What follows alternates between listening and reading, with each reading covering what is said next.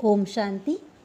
आज 15 अप्रैल 2024 के ईश्वरीय महावाक्य। बाप दादा बोले, मीठे बच्चे, यह संगम युग उत्तम से उत्तम बनने का युग है। इससे ही तुम्हें पतित से पावन दुनिया बनानी है। मुरली से प्रश्न, अंतिम दर्दनाक सीन को देखने के लिए मजबूती किस आधार पर आएगी? उत्तर, शरीर का भान निकालते जाओ। अंतिम सीन बहुत कड़ी है। बाप बच्चों को मजबूत बनाने के लिए अशरीरी बनने का इशारा देते हैं। जैसे बाप इस शरीर से अलग हो तुम्हें सिखलाते हैं, ऐसे तुम बच्चे भी अपने को शरीर से अलग समझो। अशरीरी बनने का अभ्यास करो। बुद्धि में रहे कि अब घर जाना है। ओम शांति। मीठे मीठे रूहानी बच्चे हैं तो जिस्म के साथ, बाप भी अभी जिस्म के साथ है, इस घोड़े व गाड़ी पर सवार है। और बच्चों को क्या सिखलाते हैं?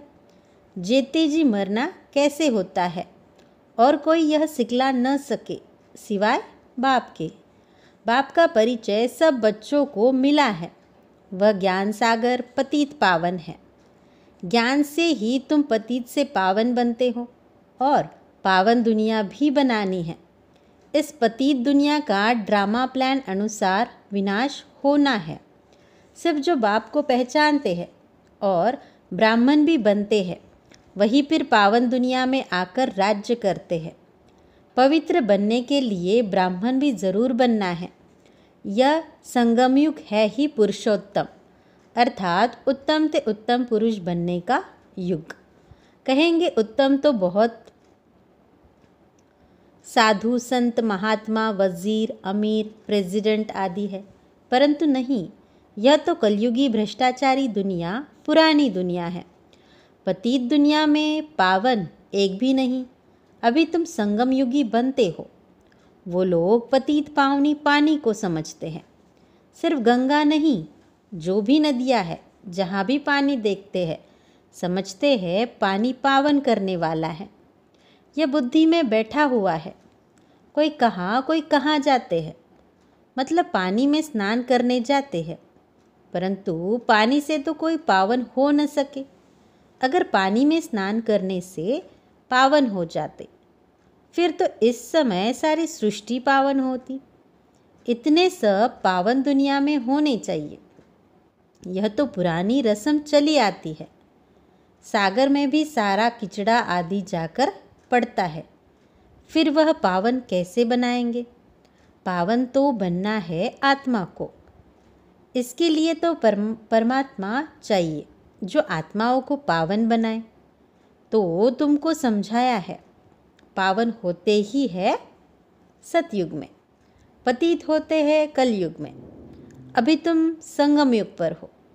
पतित से पावन होने के लिए पुरुषार्थ कर रहे हो। तुम जानते हो हम शूद्र वर्ण के थे, अब ब्राह्मण वर्ण के हैं। शिव बाबा प्रजापिता ब्रह्मा द्वारा बनाते हैं। हम हैं सच्चे सच्चे मुख वंशावली ब्राह्मण, वह है कुक वंशावली। प्रजापिता तो प्रजा सारी हो गई। प्रजा का पिता है ब्रह्मा, वो तो ग्रेट ग्रेट ग्रैंडफादर हो गया। ज़रूर वह था, फिर कहाँ गया? पुनर्जन्म तो लेते हैं ना। यह तो बच्चों को बताया है। ब्रह्मा भी पुनर्जन्म लेते हैं। ब्रह्मा और सरस्वती, माँ और बाप, वही फिर महाराजा महारानी लक्ष्मी नारायण बनते हैं, जिसको विष्णु कहा जाता है। वही फिर 84 जन्मों के बाद आकर ब्रह्मा सरस्वती बनते हैं। यह राज तो समझाया है। कहते भी है, जगत अम्बा तो सारे जगत की माँ हो गई। लौकिक माँ तो हर एक की अपने अपने घर में बैठी है, परंतु जगत अम्बा को कोई जानते ही नहीं। ऐसे ही अंधश्रद्धा से कह देते हैं, जानते कोई को भी नहीं। जिसकी पूजा करते हैं उनके ऑक्यूपेशन को नहीं जानते। अभी तुम बच्चे जानते हो। रचयिता है ऊंचे ते ऊंच, यह उल्टा झाड़ है। इनका बीज रूप ऊपर में है। बाप को ऊपर से नीचे आना पड़े तुमको पावन बनाने। तुम बच्चे जानते हो बाबा आया हुआ है हमको इस सृष्टि के आदि मध्य अंत का ज्ञान देकर फिर उस नई सृष्टि का चक्रवर्ती राजा रानी बनाते हैं। इस चक्र के राज को दुनिया में तुम्हारे सिवाय और कोई नहीं जानते हैं। बाप कहते हैं फिर 5000 वर्ष बाद आकर तुमको सुनाऊंगा। यह ड्रामा बना बनाया है। ड्रामा के क्रिएटर, डायरेक्टर, मुख्य एक्टर्स और ड्रामा के आदि मध्य अंत को न जाने तो उनको बेअकल कहेंगे ना। बाप कहते हैं 5000 वर्ष पहले भी हमने तुमको समझाया था, तुमको अभी अपना परिचय दिया था जैसे अब दे रहे हैं। तुमको पवित्र भी बनाया था जैसे अब बना रहे हैं। अपने को आत्मा समझ बाप को याद करो, वही सर्वशक्तिवान पतित पावन है। गायन भी है, अंतकाल जो फलाना सिमरे, वल वल अर्थात घड़ी घड़ी ऐसी योनि में जाए। अब इस समय तुम जन्म तो लेते हो परंतु सुकर कुकर कुत्ते बिल्ली नहीं बनते हो। अभी बेहद का बाप आया हुआ है। कहते हैं मैं तुम सभी आत्माओं का बाप हूँ।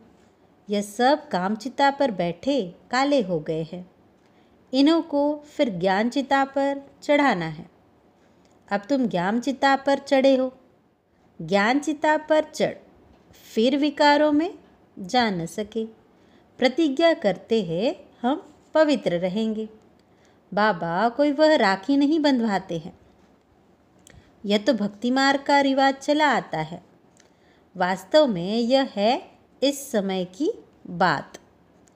तुम समझते हो पवित्र बनने बगैर पावन दुनिया का मालिक कैसे बनेंगे। फिर भी पक्का कराने के लिए बच्चों से प्रतिज्ञा कराई जाती है। कोई ब्लड से लिख कर देते हैं, कोई कैसे लिखते हैं। बाबा आप आए हैं, हम आपसे वर्षा ज़रूर लेंगे। निराकार साकार में आते हैं ना। जैसे बाप परमधाम से उतरते हैं वैसे तुम आत्माएं भी उतरती हो, ऊपर से नीचे आती हो पाठ बजाने। यह तुम समझते हो। यह सुख और दुख का खेल है। आधा कल्प सुख, आधा कल्प दुख है। बाप समझाते हैं 3/4 से भी तुम जास्ती सुख भोगते हो। आधा कल्प के बाद भी तुम धनवान थे। कितने बड़े मंदिर आदि बनवाते हैं। दुख तो पीछे होता है जब बिल्कुल तमोप्रधान भक्ति बन जाती है। बाप ने समझाया है तुम पहले पहले अव्यभिचारी भक्त थे, सिर्फ एक की भक्ति करते थे। जो बाप तुमको देवता बनाते हैं, सुखधाम ले जाते हैं, उनकी ही तुम पूजा करते थे। फिर बाद में अव्यभिचारी भक्ति शुरू होती है। पहले एक की पूजा फिर देवताओं की पूजा करते थे। अभी तो 5 भूतों के बने हुए शरीर की पूजा करते हैं। चैतन्य की भी तो जड़ की भी पूजा करते हैं। 5 तत्वों के बने हुए शरीर को देवताओं से भी उच्च समझते हैं। देवताओं को तो सिर्फ ब्राह्मण हाथ लगाते हैं। तुम्हारे तो ढेर के ढेर गुरु लोग हैं। यह बाप बैठ बताते हैं। यह दादा भी कहते हैं हमने भी सब कुछ किया। भिन्न भिन्न हठयोग आदि, कान नाक मोड़ना आदि सब कुछ किया। आखिर जब सब कुछ छोड़ देना पड़े, वह धंधा करे या यह धंधा करे, पिन की सुस्ती आती रहती थी, तंग हो जाता था। प्राणायाम आदि सीखने में बड़ी तकलीफ होती है। आधा कल भक्ति मार्ग में थे, अभी मालूम पड़ता है। बाप बिल्कुल एक्यूरेट बताते हैं। वह कहते हैं भक्ति परंपरा से चली आती है। अब सतयुग में भक्ति कहाँ से आई? मनुष्य बिल्कुल समझते नहीं। मूढ़ बुद्धि है ना।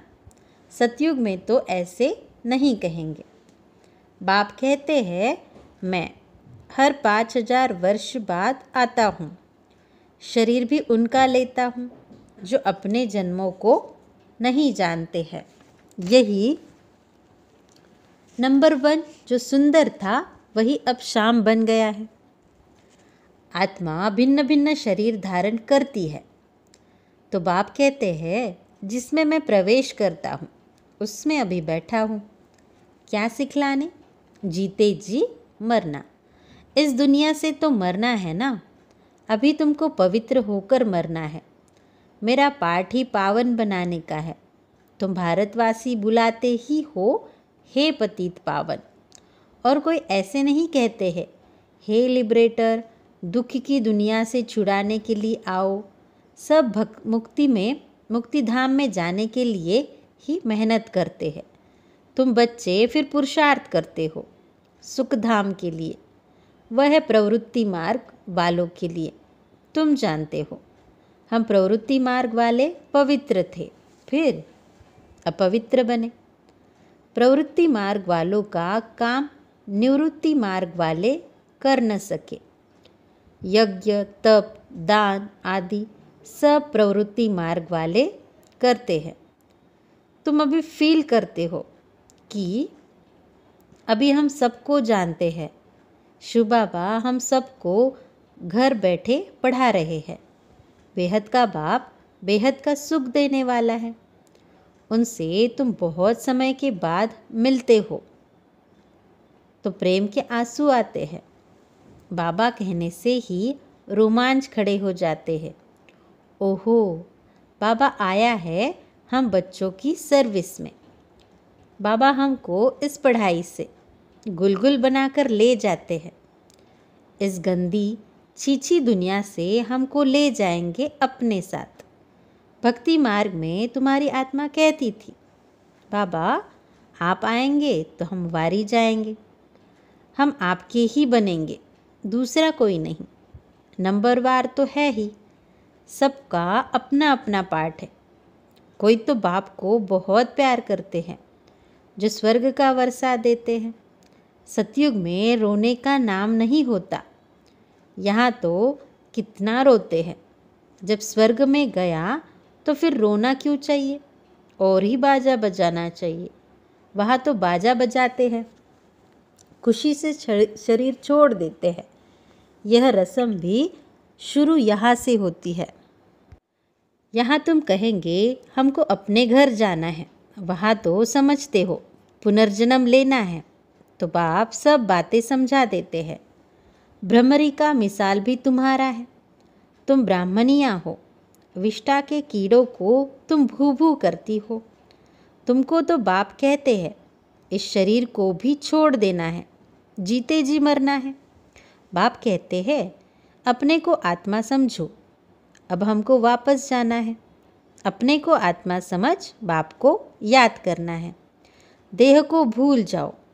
बाप तो बहुत मीठा है। कहते हैं मैं तुम बच्चों को विश्व का मालिक बनाने आया हूँ।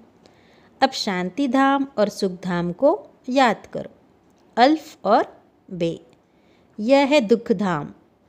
शांति धाम हम आत्माओं का घर है। हमने पाठ बजाया, अब हमें घर जाना है।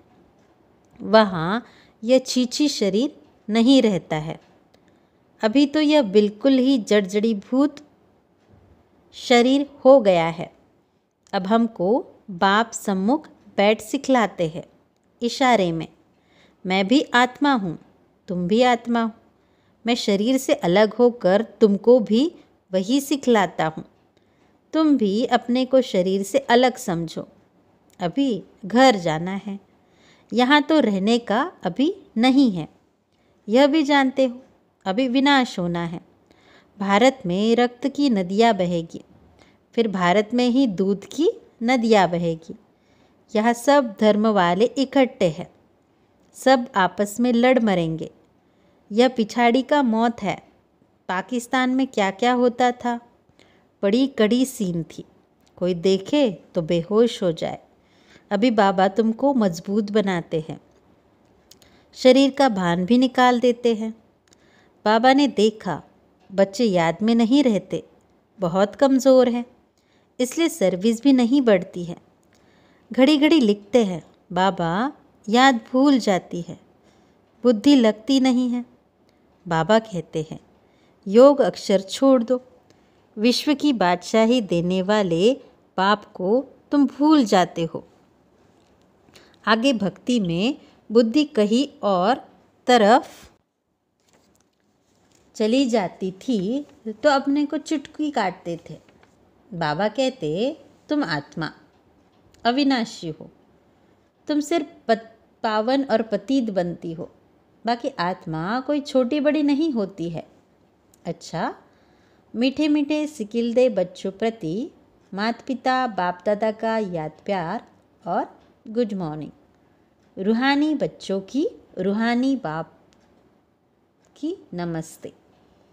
अच्छा, आज के मुरली से धारणा के लिए मुख्य सार। पहला, अपने आप से बातें करो।